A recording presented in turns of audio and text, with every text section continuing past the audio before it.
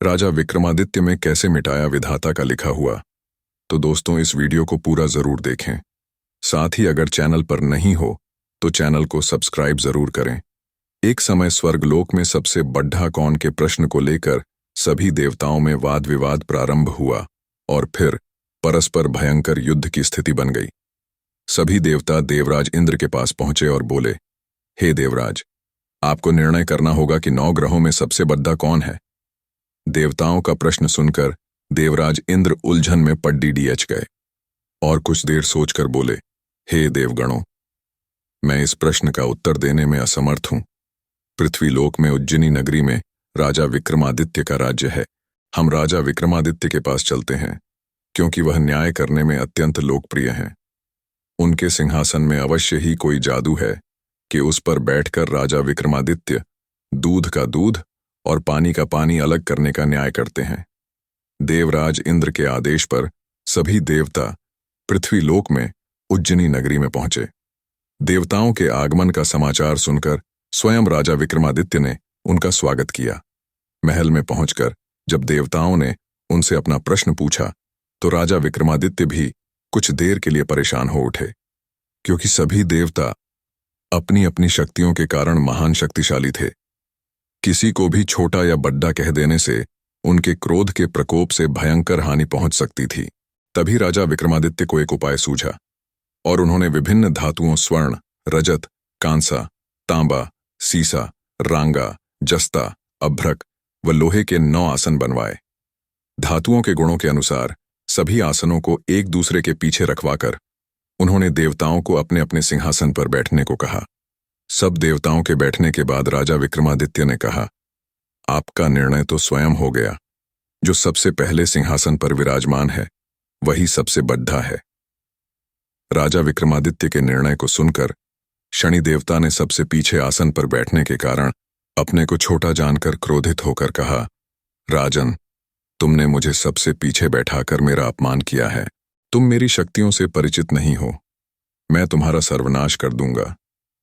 सूर्य 1 राशि पर 1 महीने, चंद्रमा 2.25 दिन, मंगल 1.5 महीने, बुध और शुक्र 1 महीने, बृहस्पति 13 महीने रहते हैं, लेकिन मैं किसी राशि पर 7.5 वर्ष रहता हूं।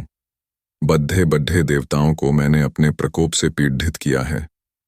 राम को सारे साथी के कारण ही वन में जाकर रहना पद्धा और रावण को सारे साथी के कारण ही युद्ध में मृत्यु का शिकार बनना पद्धा। उसके वंश का सर्वनाश हो गया। राजा, अब तू भी मेरे प्रकोप से नहीं बच सकेगा। राजा विक्रमादित्य शनि देवता के प्रकोप से थोड़ा भयभीत तो हुए, लेकिन उन्होंने मन में विचार किया, मेरे भाग्य में जो लिखा होगा ज्यादा से ज्यादा वही तो होगा। फिर शनि के प्रकोप से भयभीत होने की आवश्यकता क्या है। उसके बाद अन्य ग्रहों के देवता तो प्रसन्नता के साथ वहां से चले गए, लेकिन शनिदेव बड्ढे क्रोध के साथ वहां से विदा हुए। राजा विक्रमादित्य पहले की तरह ही न्याय करते रहे। उनके राज्य में सभी स्त्री पुरुष बहुत आनंद से जीवन यापन कर रहे थे। कुछ दिन ऐसे ही बीत गए। उधर शनि देवता अपने अपमान को भूले नहीं थे। विक्रमादित्य से बदला लेने के लिए एक दिन शनिदेव ने घुड्डे के व्यापारी का रूप धारण किया और बहुत से घुड्डों के साथ उज्जैनी नगरी में पहुंचे। राजा विक्रमादित्य ने राज्य में किसी घुड्डे के व्यापारी के आने का समाचार सुना तो अपने अश्वपाल को कुछ घुड्डे खरीदने के लिए भेजा। अश्वपाल ने वहां जाकर घुड्डों को देखा तो बहुत खुश हुआ, लेकिन घुड्डों का मूल्य सुनकर उसे बहुत हैरानी हुई। घुड्डे बहुत कीमती थे। अश्वपाल ने जब वापस लौटकर इस संबंध में बताया तो राजा ने स्वयं आकर एक सुंदर व शक्तिशाली घोड़े को पसंद किया। घोड़े की चाल देखने के लिए राजा उस घोड़े पर सवार हुआ तो वह घोड़ा बिजली की गति से दौड़ पड़ा। तेजी से दौड़ता हुआ घोड़ा राजा को दूर एक जंगल में ले गया और फिर राजा को वहां गिराकर जंगल में कहीं गायब हो गया। राजा अपने नगर को लौटने के लिए जंगल में भटकने लगा, लेकिन उसे लौटने का कोई रास्ता नहीं मिला। राजा को भूख प्यास लगाई। बहुत घूमने पर उसे एक चरवाहा मिला। राजा ने उससे पानी मांगा। पानी पीकर राजा ने उस चरवाहे को अपनी अंगूठी दे दी। फिर उससे रास्ता पूछकर वह जंगल से बाहर निकलकर पास के नगर में पहुंचा। राजा ने एक सेठ की दुकान पर बैठकर कुछ देर आराम किया। उस सेठ ने राजा से बातचीत की तो राजा ने उसे बताया कि मैं उज्जैनी से आया हूं। राजा के कुछ देर दुकान पर बैठने से सेठ जी की बहुत बिक्री हुई। सेठ ने राजा को बहुत भाग्यवान समझा और उसे अपने घर भोजन के लिए ले गया। सेठ के घर में सोने का एक हार खूंटी पर लटका हुआ था। राजा को उस कमरे में अकेला छोड़ ढाकर सेठ कुछ देर के लिए बाहर गया। तभी एक आश्चर्यजनक घटना घटी। राजा के देखते देखते सोने के उस हार को खूंटी निगल गई। सेठ ने कमरे में लौटकर हार को गायब देखा तो चोरी का संदेह राजा पर ही किया, क्योंकि उस कमरे में राजा ही अकेला बैठा था। सेठ ने अपने नौकरों से कहा कि इस परदेसी को रस्सियों से बांधकर नगर के राजा के पास ले चलो। राजा ने विक्रमादित्य से हार के बारे में पूछा तो उसने बताया कि उसके देखते ही देखते खूंटी ने हार को निगल लिया था। इस पर राजा ने क्रोधित होकर चोरी करने के अपराध में विक्रमादित्य के हाथ पांव काटने का आदेश दे दिया। राजा विक्रमादित्य के हाथ पांव काटकर उसे नगर की सड़क पर छोड़ दे दिया गया। कुछ दिन बाद एक तेली उसे उठाकर अपने घर ले गया और उसे अपने कोल्हू पर बैठा दिया। राजा आवाज देकर बैलों को हाँकता रहता। इस तरह तेली का बैल चलता रहा और राजा को भोजन मिलता रहा। शनि के प्रकोप की सारे साथी पूरी होने पर वर्षा ऋतु प्रारंभ हुई। राजा विक्रमादित्य एक रात मेघ मल्हार गा रहा था कि तभी नगर के राजा की लड्डच की राजकुमारी मोहिनी रथ पर सवार उस तेली के घर के पास से गुजरी। उसने मेघ मल्हार सुना तो उसे बहुत अच्छा लगा और दासी को भेजकर गाने वाले को बुला लाने को कहा। दासी ने लौटकर राजकुमारी को अपंग राजा के बारे में सब कुछ बता दिया।